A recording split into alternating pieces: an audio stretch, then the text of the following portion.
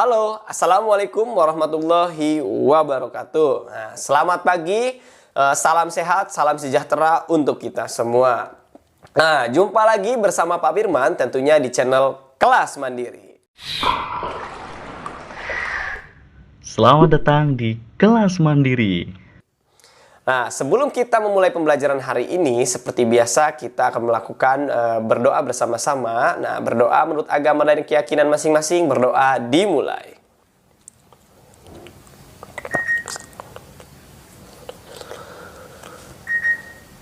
Berdoa selesai.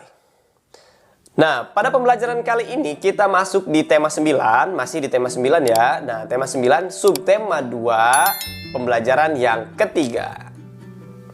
Nah, pada pembelajaran kali ini kita akan masuk di bahasa pada iklan media elektronik. Nah, kemarin kita sudah membahas bahasa yang terdapat di iklan media cetak. Nah, sekarang kita masuk di bahasa iklan yang terdapat di media elektronik. Nah, langsung saja, apa saja bahasa-bahasa yang terdapat pada iklan media elektronik? Perhatikan bacaan berikut ini.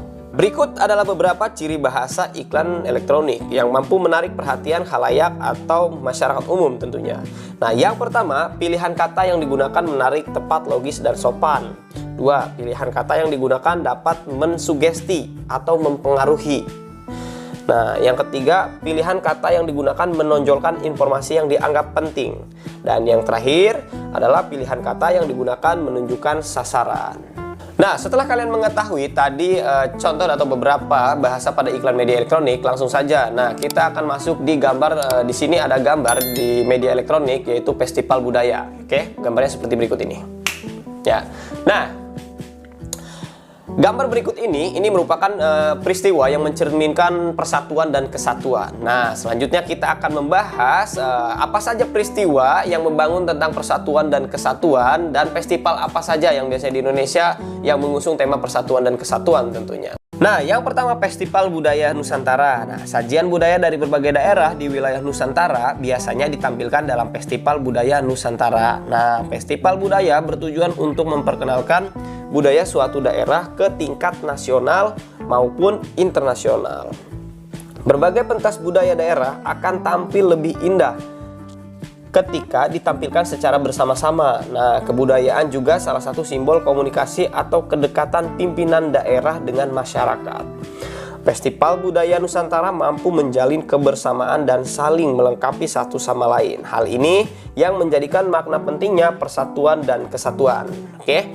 Nah, yang pertama itu tadi peristiwa yang mencerminkan persatuan dan kesatuan adalah kegiatan festival budaya. Ya, ingat. Yang pertama festival budaya.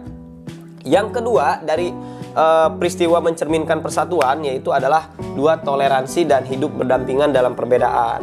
Oke. Toleransi merupakan suatu sikap saling menghargai dan menghormati antar kelompok atau antar individu. Dalam lingkup masyarakat atau yang lainnya, persatuan dan kesatuan bangsa akan tetap kukuh dengan adanya semangat menjalin rasa kemanusiaan. Nah, tingginya sikap toleransi serta keharmonisan untuk hidup secara berdampingan dari segenap masyarakat Indonesia dapat mendukung persatuan dan kesatuan bangsa. Nah, jadi makna persatuan dan kesatuan itu tercermin pada sikap masyarakat yang senantiasa menjalin rasa kemanusiaan dan toleransi serta menjaga keharmonisan untuk hidup secara berdampingan seperti itu. Dan yang terakhir, peristiwa yang mencerminkan persatuan yaitu adalah semangat kekeluargaan dan tolong-menolong. Oke, langsung saja ya. Adapun sikap memelihara persatuan dan kesatuan dapat ditunjukkan dengan cara berikut. Memiliki perasaan sebagai satu bangsa dan satu tanah air. 2. Mencintai dan melestarikan budaya daerah untuk memperkuat budaya nasional. 3. Menghormati dan menghargai keberagaman di Indonesia. Itulah peristiwa yang mencerminkan persatuan dan kesatuan. Yang pertama tadi saya ulang ada Festival Budaya Nusantara.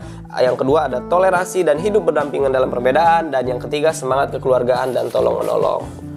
Nah, baiklah, setelah tadi kalian mengetahui keragaman festival budaya yang terdapat di masyarakat Indonesia, tentunya juga keragaman itu terdapat pada ekonomi masyarakat Indonesia atau jenis usaha masyarakat. Nah, apa saja jenis usaha masyarakat Indonesia? Yang pertama itu ada dinamakan dengan yang pertama ya, yaitu adalah pertanian. Nah, jenis usaha masyarakat Indonesia yang pertama adalah pertanian. Nah, yang kedua yaitu adalah perkebunan. Ya, yang kedua adalah perkebunan. Dan yang ketiga yaitu perikanan. Oke. Yang ketiga adalah perikanan. Yang keempat yaitu kehutanan. Yang keempat kehutanan dan yang kelima yaitu peternakan.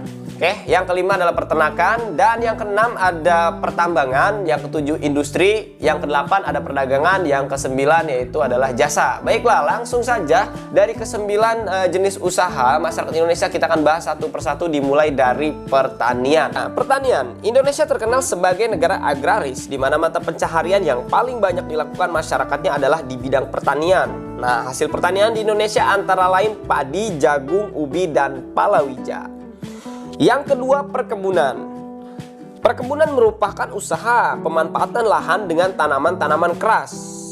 Nah, perkebunan yang dikelola oleh masyarakat merupakan perkebunan rakyat, sedangkan perkebunan yang dikelola oleh pemerintah maupun perusahaan perkebunan merupakan perkebunan besar. Hasil dari perkebunan besar biasanya menjadi komoditi ekspor. Beberapa hasil dari perkebunan Indonesia adalah karet, kelapa sawit, tebu, dan lain-lainnya. Yang ketiga ada peternakan. Nah, usaha memelihara hewan piaraan yang diambil manfaatnya disebut usaha peternakan.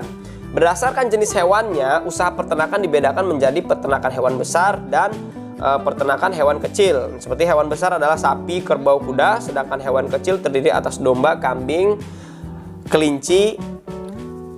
Nah, dan selanjutnya yang ketiga ada peternakan unggas yang terdiri dari ayam, bebek, dan burung. Yang keempat ada perikanan. Usaha memelihara ikan di perairan darat dengan cara dibuat kolam disebut usaha perikanan darat. Nah, sedangkan usaha perikanan darat ini dibedakan atas perikanan air tawar yang hasilnya adalah ikan gurame, ikan lele, ikan nila, ikan kakap, dan sebagainya. Selanjutnya adalah perikanan air payau yang hasilkan itu ikan bandeng. Nah, yang kelima kehutanan. Salah satu bentuk usaha kehutanan dapat dilakukan dengan melakukan reboisasi maupun pencegahan terhadap penggundulan hutan. Hasil dari usaha kehutanan adalah kayu, damar, rotan, maupun kemenyan. Nah, yang keenam pertambangan. Mineral merupakan salah satu sumber daya alam yang banyak tersedia di bumi Indonesia. Usaha untuk memanfaatkan mineral demi kesejahteraan manusia disebut usaha pertambangan.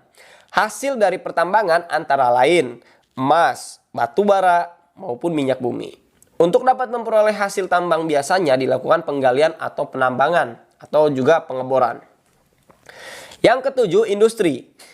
Nah, industri dapat dilakukan oleh per orang, kelompok maupun perusahaan baik milik swasta atau pemerintah. Usaha industri sendiri merupakan usaha mengolah bahan mentah yang berasal dari sumber daya alam menjadi bahan setengah atau barang siap pakai. Contoh dari hasil industri adalah benang menjadi pakaian, karet menjadi ban, dan sebagainya. Usaha industri dilakukan untuk meningkatkan nilai suatu barang. Nah, yang kedelapan adalah perdagangan. Perdagangan merupakan kegiatan menyalurkan barang dari produsen ke konsumen. Nah, perdagangan yang dilakukan lintas negara dinamakan ekspor atau impor. Nah, impor merupakan usaha masuknya atau membeli barang dari luar negeri, sedangkan ekspor merupakan usaha mengirim atau menjual barang ke luar negeri.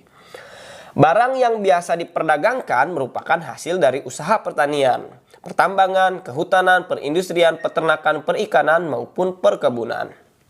Yang terakhir adalah jasa. Usaha jasa merupakan usaha yang menyediakan jasa untuk memperoleh keuntungan. Contoh dari usaha jasa adalah jasa di bidang transportasi maupun di bidang pariwisata atau tour guide. Baiklah, itulah pembelajaran pada hari ini. Di mana tadi kita mulai mempelajarinya dari bahasa yang terdapat pada iklan media elektronik, lalu peristiwa yang mencerminkan peristiwa persatuan dan kesatuan, di mana ada festival budaya, toleransi, dan gotong royong, lalu jenis usaha yang terdapat di masyarakat Indonesia tentunya, dimulai tadi dari pertanian, perkebunan, perhutanan, peternakan, pertambangan, industri, perdagangan, jasa. Nah, baiklah, demikianlah pembelajaran hari ini ya. Adapun kekurangan dan kesalahan, Pak Firman mohon maaf ya. Dan jangan lupa untuk mengajak teman-teman kalian untuk bergabung di channel Kelas Mandiri tentunya. Oke, Tak henti-hentinya Pak Firman selalu mengingatkan agar kalian mematuhi protokol kesehatan, rajin mencuci tangan, mengenakan masker ketika keluar rumah, dan jaga jarak atau social distancing. Baiklah, akhir kata wassalamualaikum warahmatullahi wabarakatuh. Sampai jumpa.